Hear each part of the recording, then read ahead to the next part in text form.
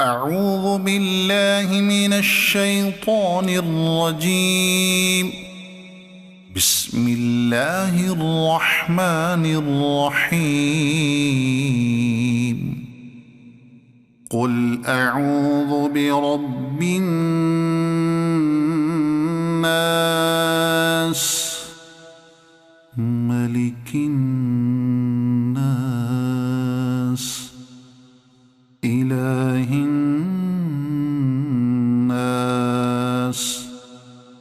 من شر الوسواس الخناس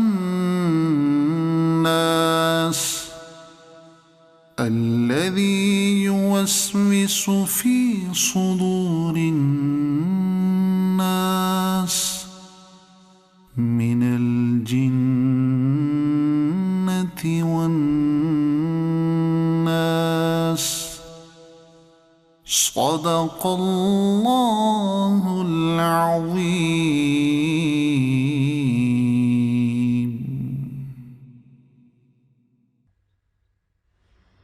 This lesson is completed.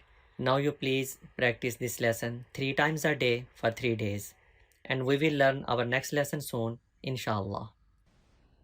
If you have any question regarding this lesson or previous lessons, please ask in comments section below, and we will give you quick answer, inshallah. Thank you. Allah Hafiz.